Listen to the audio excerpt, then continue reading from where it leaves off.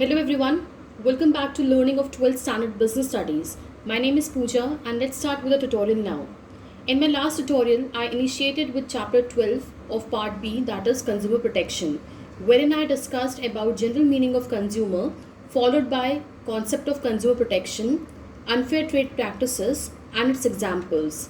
Later I covered why do sellers indulge into unfair trade practices, lastly coming down to Consumer Protection Act and its provision. And further I discussed meaning of consumer as consumer of goods and consumer of services. So for today's tutorial I will be discussing who can file a complaint, against whom can a complaint can be filed, followed by consumer rights and responsibilities. So let us begin at first with who can file a complaint. So as per Consumer Protection Act कुछ यहाँ पे categories को spell out किया गया है and only the respective categories have the right to file a complaint against any of the dissatisfaction जो उन्होंने experience किया हो. So a complaint under the Consumer Protection Act 1986 can be filed by any consumer. सबसे पहला है consumer. So I hope that कि आपने इसका previous tutorial, इससे पहले जो मैंने tutorial शेयर किया था, तो डेफिनेटली आपने उस चीज़ को अगर देखा हो तो आपको पता होगा कि कंज्यूमर कौन होता है. बिकॉज हमने अगर कंज्यूमर की बात करें, so as per consumer protection act 1986 and further amended in the year 2019, जो कंज्यूमर है उसको दो कैटेगरीज में डिवाइड किया गया है, that is consumer of goods and consumer of services. So consumer of goods and services को ऑलरेडी मैं पहले ट्यूटोरियल में कवर कर चुकी हूँ, सो दोबारा मैं इसको फर्दर एक्सप्लेन नहीं करूँगी यहाँ पे. सो जो कंज्यूमर है, चाहे वो कंज्यूमर ऑफ गुड्स हो या कंज्यूमर ऑफ सर्विसेज हो, definitely they have the right to file any of the case in the court, of course, or in the forum as prescribed by your Consumer Protection Act if they have any of the dissatisfaction. Next is your any registered consumer association, which means that जो भी consumer associations हैं या जो NGOs हैं, of course उनको भी right यहाँ पे मिला है कि अगर वो किसी भी consumer के behalf पे कोई केस को फाइल करना चाहते हैं, वो कंप्लेंट को लॉन्च करना चाहते हैं, तो of course उनके पास वो राइट है, वो अधिकार है, वो प्रिविलेज है कि वो ये चीज़ को कर सकते हैं accordingly. Next is your the central government और any state government. As you know, जो सेंट्रल गवर्नमेंट है या स्टेट गवर्नमेंट है, definitely they also play a very important role as consumers, because as consumers उनको भी बहुत सारी कमोडिटीज़ को ख़रीदना होता है. एंड अगर कभी किसी स्टेट गवर्नमेंट ने या किसी भी सेंट्रल गवर्नमेंट ने कोई भी कंज्यूमर के फॉर्म पे एक्ट किया है, चाहे वो सर्विस हो चाहे वो गुड्स हो, and if they have any sort of dissatisfaction, तो of course वो क्या करेंगे, वो as a valid consumer as spelled out by mean of your Consumer Protection Act, they also have or they also possess the right कि वो complaint को file कर सकते हैं. Next is one or more consumers on behalf of numerous customers or consumers having the same interest or same problem, which means कि यहाँ पे अगर एक group of consumer हैं या large number of consumers हैं जिन्होंने एक same problem को experience किया है, तो definitely यहाँ पे क्या किया जा सकता है, एक या एक से ज़्यादा consumers और the representatives of the group definitely क्या कर सकता है, वो सबके बिहाफ पे सेम काइंड ऑफ इंटरेस्ट को होल्ड करता हुआ केस को फाइल कर सकता है या कंप्लेंट को लॉन्च कर सकता है एंड अपने लिए सोल्यूशन को डिराइव कर सकता है. एंड जो फिफ्थ कैटेगरी है जो कंप्लेंट को फाइल कर सकता है as per your CP act, that is the consumer protection act, that is your legal representative of a deceased consumer और द कस्टमर. तो सबसे पहले हमें यहाँ पे ये अंडरस्टैंड करना पड़ेगा कि डिसीज्ड कंज्यूमर कौन है.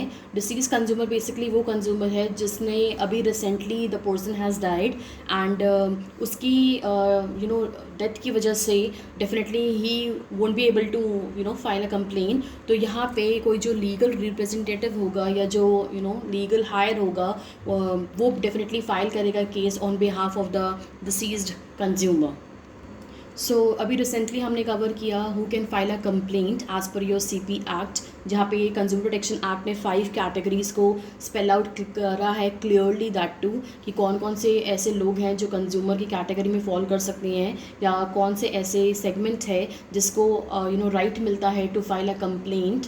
सो ये जो 5 कैटेगरी हैं उसको अभी हमने रिलेट किया. Now let's move to the segment जहाँ पे हम ये पढ़ेंगे कि ऐसे कौन कौन से लोग हैं जिनके अगेंस्ट हम लोग केस फाइल कर सकते हैं. सो अब हम डिस्कस करते हैं कि against whom a complain can be filed. So definitely जो कंप्लेन आप फाइल करोगे as a consumer, that would be in context to any dissatisfaction जो कि आपने एक्सपीरियंस किया होगा किसी प्रोडक्ट को या किसी सर्विस को रिलेट करते टाइम या सो कंज्यूम करते हुए. तो जो यहाँ पे आप कंप्लेन फाइल करोगे, that would B of course against the seller और द मैन्युफैक्चरर और द डीलर जिसके थ्रू ये प्रोडक्ट आपके पास आया था या आपने रिसीव या कंज्यूम किया था. एंड इसके बाद डेफिनेटली सेकंड कैटेगरी भी आती है. तो सेकंड कैटेगरी में आपके पास राइट है जहाँ पे आप कंप्लेन फाइल कर सकते हो या केस फाइल कर सकते हो against the service provider.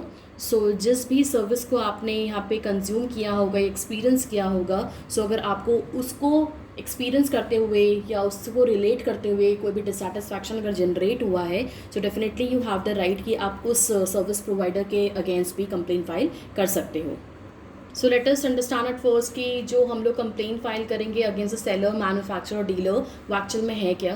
So complaint can be filed against seller, manufacturer और the dealer of the goods which are defective. So जैसे भी मैंने आपको बताया दैट कि अगर आप कोई भी गुड्स को कंज्यूम करते हो या आपने ख़रीदा है and you people have found it to be defective in nature, या जिस तरीके से क्लेम किया गया था कि वो प्रोडक्ट परफॉर्म करेगा, उसने उस लेवल की परफॉर्मेंस नहीं दिखाई या मैच नहीं होती है वो जो स्टेटमेंट आई थी प्रोडक्ट के पर्सपेक्टिव से आप तक as a consumer, so definitely you people have the right कि आप कंप्लेन फाइल कर सकते हो. सो सेलर का मतलब यहाँ पे क्या है, जो इसको बेच रहा है. मैन्युफैक्चरर इज़ द वन जिसने प्रोड्यूस किया है एंड डीलर बेसिकली डील करता है into lot of supply of that product in the market. So तीनों के अगेंस्ट या आप केस फाइल कर सकते हो यहाँ पे डेफिनेटली. जैसे कि अभी मैंने आपको बताया कि जो गुड्स हैं अगर वो डिफेक्टिव इन नेचर है एंड डिससेटिस्फैक्शन आपको जनरेट हुई है आउट ऑफ दैट थिंग, तो हमें ज़रूरी है यहाँ पे समझना कि डिफेक्टिव का मतलब क्या क्या होगा या क्या क्या ऐसी चीज़ें हैं जो कि एक डिससेटिस्फैक्शन को जनरेट कर सकती हैं and that could be the ground of your complaint. तो डिफेक्ट इन गुड्स का मतलब क्या है, एनी फॉल्ट और इम्परफेक्शन और shortcoming in the quantity, quality और purity, right. So which means कि डिफ़ॉल्ट का मतलब या डिफेक्ट का मतलब यहाँ पे क्या होगा, जो प्रोडक्ट ने क्लेम किया है इन टर्म्स ऑफ योर क्वालिटी और द प्योरिटी एंड वो प्रोडक्ट उस तरीके के परफॉर्मेंस को सिक्योर नहीं करता है या उस तरीके का प्रोडक्ट नहीं है, वो स्टैंडर्डाइजेशन मेंटेन्ड नहीं हुई है. And further in terms of quantity also if you face any of the experience जहाँ पे आपको कोई डिससेटिस्फैक्शन जनरेट हुई है उस गुड को खरीदते हुए या कंज्यूम करते हुए, तो definitely as a consumer you have the right कि आप उस सेलर के अगेंस्ट, मैन्युफैक्चरर या डीलर के अगेंस्ट उस फाइल को लॉन्च कर सकते हो. So as I told you कि दैट कि we people have two categories जिसके अगेंस्ट हम लोग कंप्लेन फाइल कर सकते हैं. पहला भी हमने कवर किया. So now coming down to your second category, that is against the service provider.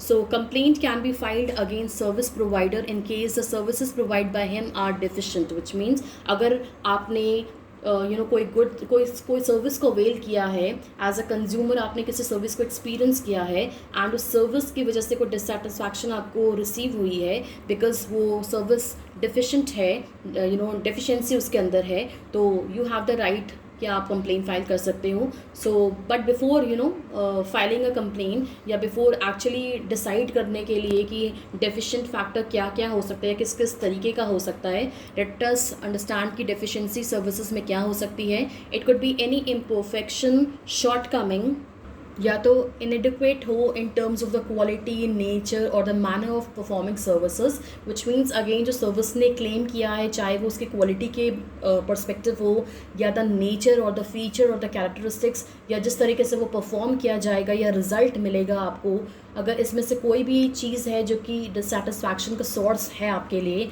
So definitely you have the right कि as a consumer of service आप यहाँ पे कंप्लेन फाइल कर सकते हो. So after completing the above topic हम अब move करेंगे towards having the understanding of your consumer rights. So consumer protection act जो कि फ्रेम हुआ था इन द ईयर 1986 एंड उसके अकॉर्डिंगली अगर हम बात करते हैं कि कंज्यूमर्स के क्या क्या अधिकार हैं, तो डेफिनेटली हमें 6 पॉइंट्स के साथ या 6 राइट्स के साथ रिलेट करना होगा. सो आज जैसे भी हमने डिस्कस किया कि we have following 6 rights as per Consumer Protection Act. So we need to discuss right to safety, right to be informed, right to choose, right to be heard, right to seek redressal and right to consumer education.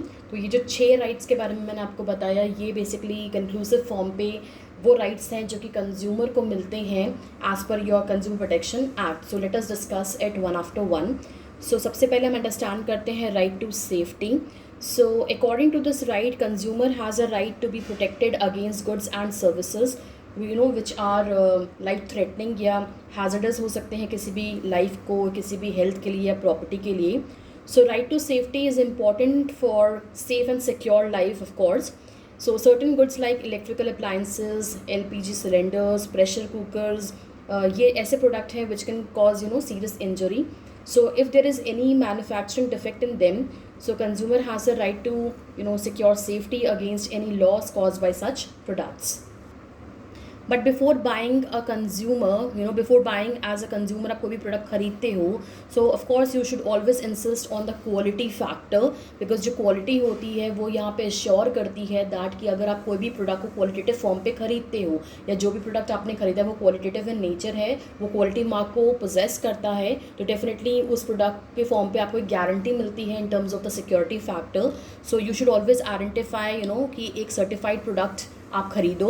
Like जैसे कि अगर हम कोई भी product खरीदते हैं, अगर वो इलेक्ट्रॉनिक प्रोडक्ट होगा तो डेफिनेटली उस पर ISI मार्क गिवन होगा जो कि सर्टिफाई करता है कि प्रोडक्ट की जो क्वालिटी है दैट इज़ अप्रोप्रिएट इनफ.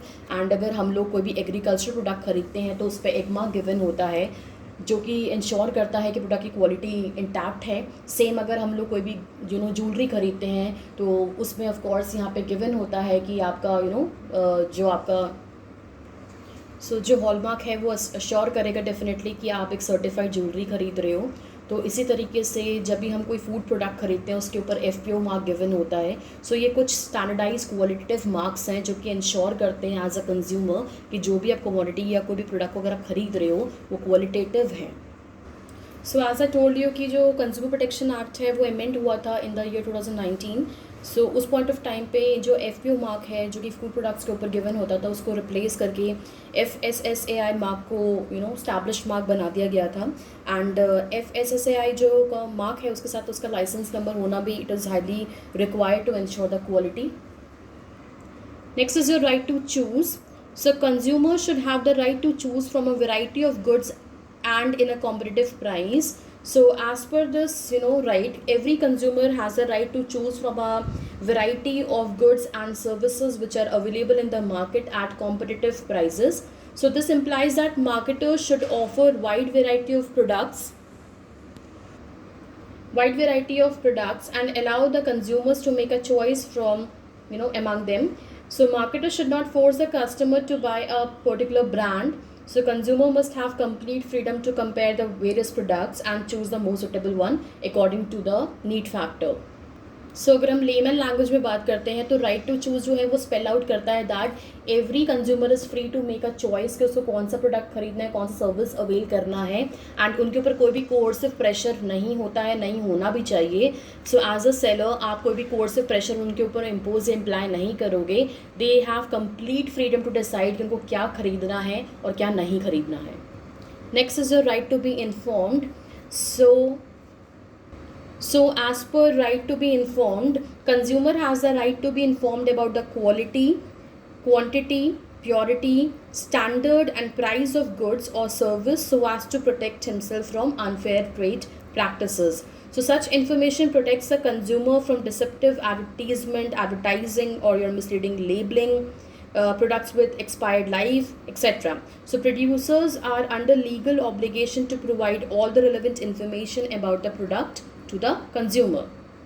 इसका सिंपल मीनिंग ये डिराइव होता है दैट कि राइट टू बी इन्फॉर्म्ड के अंदर एक कंज्यूमर के पास ये अधिकार है कि जो भी गुड्स वो ख़रीदता है या ख़रीदने के बारे में सोच रहा है उसकी कंप्लीट इन्फॉर्मेशन जो होगी वो सेलर प्रोवाइड करवाएगा so as to avoid any of the confusion और dissatisfaction which might arise after consumer consumes a product. इसीलिए राइट टू बी इन्फॉर्म्ड के पर्सपेक्टिव से हर एक कंज्यूमर का अधिकार है कि उनको प्रोडक्ट की फुल फ्लेज इन्फॉर्मेशन प्रोवाइड हो.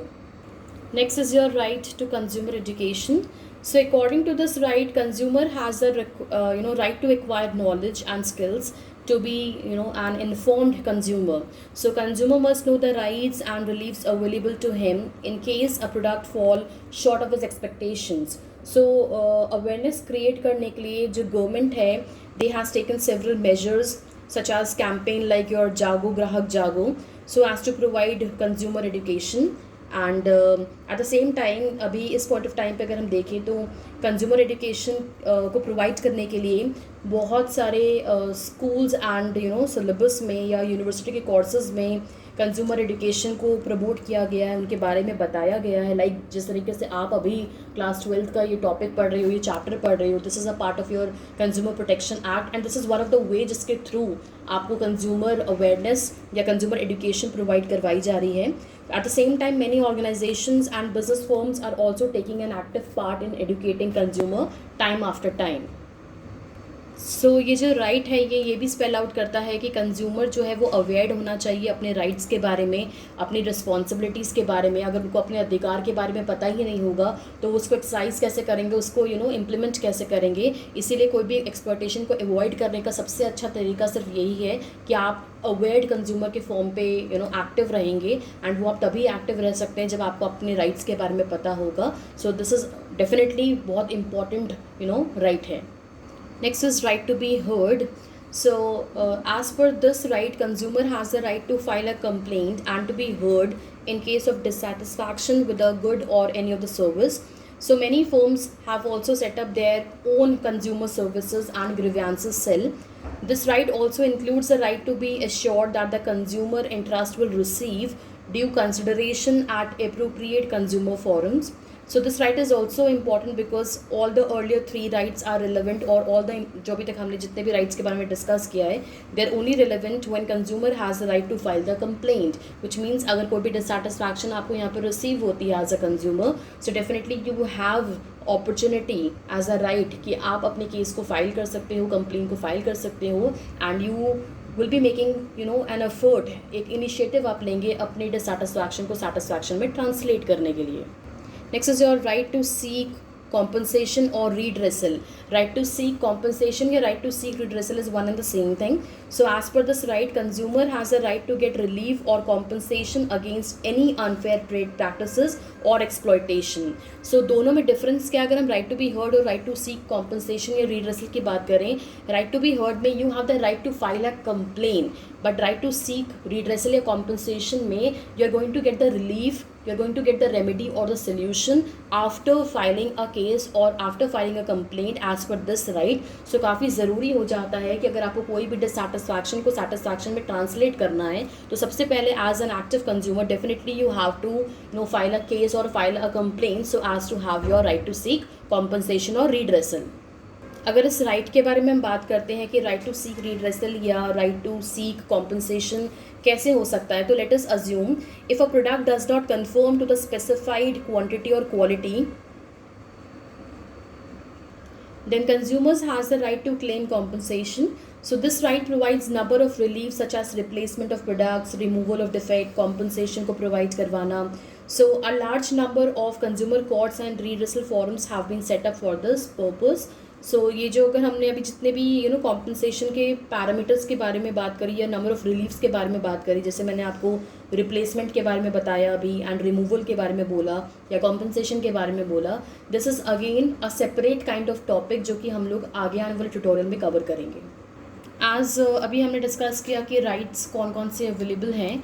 सो एक बार रिकॉल कर रहे हैं दैट कि अभी मैंने राइट टू सेफ्टी कवर किया, right to be informed, right to choose, right to be heard, right to seek redressal और compensation and right to consumer education. So अभी हम कवर करेंगे रिस्पॉन्सिबिलिटीज़ और duties of a consumer. So if I talk about responsibilities or duties of a consumer, so this is somewhat कि आपको in addition to rights, consumers have certain responsibilities also, and rights and responsibilities are two sides of the same coin. So unless a consumer fulfills this responsibilities, it may not be able, or the person may not be able to enforce his rights also. So कुछ important responsibilities जो कि as a consumer आपको carry out करनी चाहिए, उसके बारे में हम डिस्कस करेंगे अब. सो सबसे पहला है आपका ask for a cash memo. So consumer must ask for a cash memo on purchase of goods or services as it serves as a proof of purchase at the time of filing a complaint. So as per अगर इसके बारे में मैं बात करूँ तो cash memo something like an invoice जो कि आप रिसीव करते हो जब भी आप कोई प्रोडक्ट खरीदते हो, तो जो रिसिप्ट आपको मिलती है बेसिकली वो एक प्रूफ है जो कि ये परमिट करता है या ये बताता है, स्पेल आउट करता है कि आपने कहाँ से सामान ख़रीदा है, क्या सामान ख़रीदा है, क्या आपने प्राइस को पे ऑफ किया है. सो जो ये डिटेल वर्जन होता है इस प्रोडक्ट की परचेज़ का, वो आपको मिल जाता है by mean of a cash memo. And definitely अगर आपको कभी भी डिससेटिस्फैक्शन रिसीव होता है तो उस डिससेटिस्फैक्शन को प्रूव करने के लिए कि आपने स्पेसिफिक सेलर से या स्पेसिफिक जगह से या स्पेसिफिक प्रोडक्ट ख़रीदा है, सो वो जो आपका जो इन्वॉइस है या जो आपका मेमो है वो एक एविडेंस के फॉर्म पे काम करेगा. So it is definitely very important कि आप एज अ कंज्यूमर कोई भी कैश मेमो को रिसीव फॉर श्योर करें. Next is your be aware. So about various goods and services available in the market so that an intelligent and wise choice can be made. So as a consumer definitely आपको उन goods के बारे में, उन services के बारे में information तो एज अ राइट मिलती ही मिलती है कि आप डिमांड कर सकते हो किसी भी सेलर से वो आपको इन्फॉर्मेशन प्रोवाइड करवाएं by the mean of labelling और any other form. But as a consumer आपको भी एफर्ट करना चाहिए कि आपके पास best of the possible information हो in context to the goods और सर्विस जो कि आप ख़रीदना चाहते हो या अवेलेबल हैं आपके मार्केट में, सो दैट आप यहाँ पे एक वाइज डिसीजन को प्रमोट कर सको या साउंड डिसीजन को प्रमोट कर सको. Third responsibility है as a consumer to buy only standardized goods. So consumer must be quality conscious, of course. So consumer should buy only standardized goods as they provide quality assurance. So while purchasing any goods or service, consumer must look for quality marks जो कि ensure करता है कि जो product या service आप खरीद रहे हो दैट इज़ क्वालिटेटिव इनफ. जैसे कि हमने पहले भी बात करी है कि जो ISI मार्क है वो आपकी इलेक्ट्रिकल अप्लायंसेस के ऊपर होता है. अगर आप कोई ज्वेलरी खरीद रहे हो तो definitely you should always look for the hall mark. अगर आप कोई एनवायरमेंटल फ्रेंडली प्रोडक्ट खरीदते हो तो उस पर इको मार्क गिवन होता है. अगर आप एग्रीकल्चर प्रोडक्ट खरीदते हो तो एक मार्क गिवन होता है. एंड सेम जैसे अभी मैंने आपको बताया था कि जो फूड प्रोडक्ट है उसके ऊपर FPO मार्क गिवन होता था. बट अभी जैसे कि ये कंज्यूमर प्रोटेक्शन एक्ट अमेंड हुआ था इन द ईयर 2019, उसके बाद FSSAI मार्क जो था वो या लाइसेंस नंबर जो था वो वैलिडेट कर दिया गया था फूड प्रोडक्ट्स के ऊपर. सो ये सारे जो क्वालिटी मार्क्स हैं वही इंश्योर करते हैं कि जो भी आप गुड्स खरीद रहे हो डेफिनेटली वो क्वालिटेटिव हैं. एंड आपको भी हमेशा as a customer quality conscious रहना चाहिए. Fourth is follows manufacturers instruction. So अगर इस चीज़ के बारे में बात करते हैं, इस रिस्पॉन्सिबिलिटी के बारे में बात करते हैं, so as a consumer you should always learn about the risk associated with products और services. Definitely one should follow all the manufacturers instruction and use the product safely. जो मैन्युफैक्चरर ने जो भी इंस्ट्रक्शन प्रोवाइड करे होंगे goods के ऊपर, अगर आप उसको सही तरीके से फॉलो करते हो तो आपका जो डिससेटिस्फैक्शन है वो आपको अटेन नहीं होगा. डेफिनेटली जो इंस्ट्रक्शंस आपको प्रोवाइड करवाई गई हैं वो आपको क्लियर कट बताती हैं या क्लियर कट क्रिस्टल क्लियर चीज़ें इंस्ट्रक्शन के फॉर्म पे ऑफर कर दी जाती हैं कि what you have to do with the product and आपको क्या चीज़ नहीं करनी है इस प्रोडक्ट के साथ. सो ये चीज़ अगर आपको इन्फॉर्मेशन के फॉर्म पे सिक्योर्ड मिलती है तो आपका जो एक्सपीरियंस होगा to relate with any of the product वो अच्छा हो सकता है. Next is to read labels carefully. जो लेबल होता है या जो लेबलिंग होती है ऑफकोर्स हमने ये मार्केटिंग मैनेजमेंट में कवर करी है. एज इन कि जो प्रोडक्ट मिक्स डिसीजंस होते हैं वहाँ पे 3 इंपॉर्टेंट डिसीजन लिए जाते हैं as a marketer, that is your branding, packaging and labelling. So labelling एक ऐसा डिसीजन है जो कि मार्केटर पिक करता है या करना कंपल्सिव भी है कि जो भी आप प्रोडक्ट को ऑफर कर रहे हो उसके बारे में फुल फ्लेज इन्फॉर्मेशन प्रोवाइड करवाना in the form of a label. जो लेबल है वो सिंपल टैग भी हो सकता है या जो पैकेजिंग आप क्रिएट करते हो इमीडिएट रैपर के फॉर्म पे उस पर भी प्रिंटेड भी हो सकता है.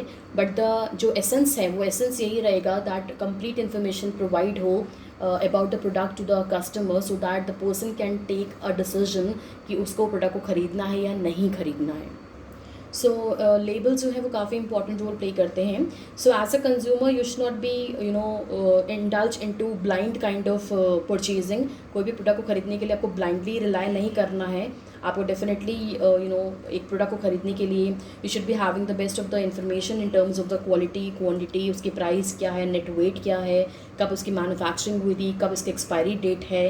तो डेफिनेटली ये सारी चीज़ें इंपॉर्टेंट होती हैं एंड यही इन्फॉर्मेशन जो है वो लेबल आपको ऑफ़र करता है।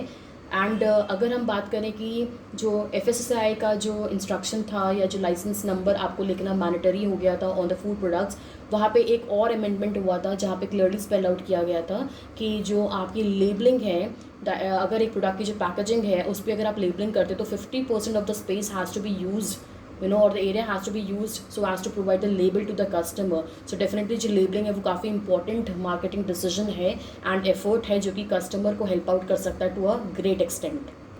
Next is to assert yourself so as to have the best of the purchasing experience.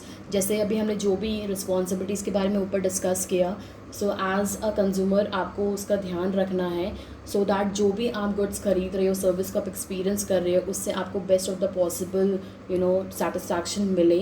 तो काफ़ी ज़रूरी है उन रिस्पॉन्सिबिलिटीज़ को पूरा करना और कैरी आउट करना एंड ऐसा ना हो कि आप इन सब चीज़ों को इग्नोर करो। तो अगर आप इन जो रिस्पॉन्सिबिलिटीज़ मैंने आपको पहले बताई, अगर आपने उसमें से किसी को भी इग्नोर किया होगा या करोगे तो डेफिनेटली आपको कहीं ना कहीं डिससेटिस्फैक्शन को एक्सपीरियंस करना पड़ेगा।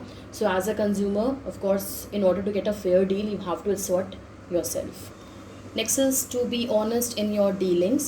So as a consumer you must be honest. So honesty किस चीज़ में शो करनी है? Of course in your dealing. You should buy only legal goods and services and you should be discouraging malpractices like black marketing, hoarding etc.